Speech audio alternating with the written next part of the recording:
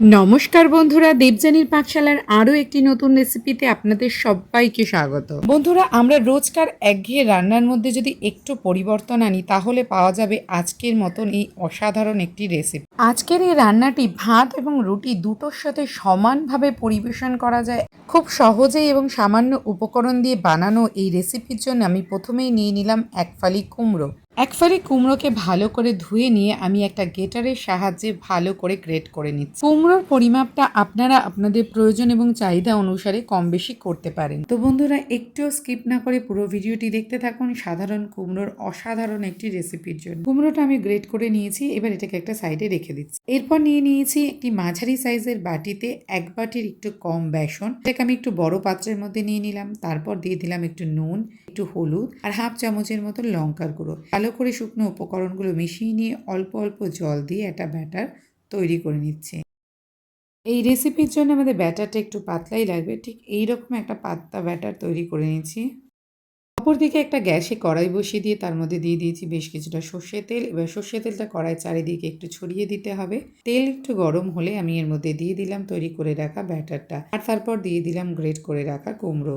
এবার গ্যাসের ফ্লেমটা মিডিয়াম টু হাইতে দিয়ে এটাকে ভালো করে রান্না করতে হবে। এটাকে ততক্ষণ রান্না করতে হবে যতক্ষণ এই জলটা পুরোপুরি শুকিয়ে আসে। এই সময় এটাকে একটু ঘন ঘন নাড়তে হবে যাতে তলায় খুব বেশি লেগে না যায় আর জলটাও শুকিয়ে আসে, কারণ এটাকে একটা মন্ডর আকার তৈরি করতে হবে। এটা একটা ডোয়ের মতন হয়ে গেছে। এবার গ্যাসের ফ্লেমটা অফ করে দিয়ে এটাকে একটু ঠান্ডা করে নিতে হবে। এবার আমি একটা ট্রের মধ্যে একটু সাদা তেল মাখিয়ে নিলাম। আপনারা যে কোনো ধরনের পাত্রই এর জন্য ব্যবহার করতে পারেন।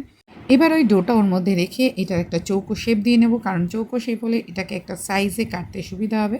তো আপনারা এর মধ্যে চৌকো বরফি যে কোনোভাবেই কেটে নিতে পারেন। তো আমি এর থেকে একটু চৌকো চৌকো করে কেটে নেব। এবার একটা ছুরির মধ্যে একটু তেল মাখিয়ে নিয়ে আমি এটাকে চৌকো চৌকো করে কেটে নিচ্ছি। আপনারা আপনাদের পছন্দ মতন যে কোনো শেপ দিতে পারেন।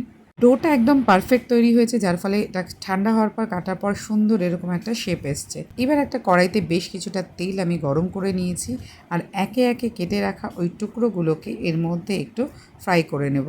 আমি এই সময় গ্যাসের ফ্লেমটা মিডিয়াম টু হাইতে রেখেছি।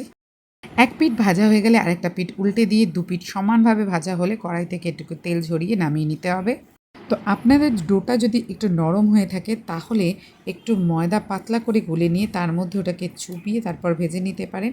দেখুন বন্ধুরা, কি সুন্দর একটা রং এসছে। এবার এগুলোকে আমি কড়াই থেকে সব নামিয়ে নিচ্ছি। এইরকমভাবে প্রত্যেকটা টুকরো ভাজা হয়ে গেলে আমি এবার ওই কড়াইতেই দিয়ে দেবো একটা শুকনো লঙ্কা আর তেজপাতা ফোড়নে। তারপর দিয়ে দিচ্ছি সামান্য একটু জিরে আর একটু আদা বাটা। এর সাথে সাথে দিয়ে দিচ্ছি এক চামচ জিরের গুঁড়ো আর প্রয়োজন মতন ঝাল অনুসারে লঙ্কার গুঁড়ো।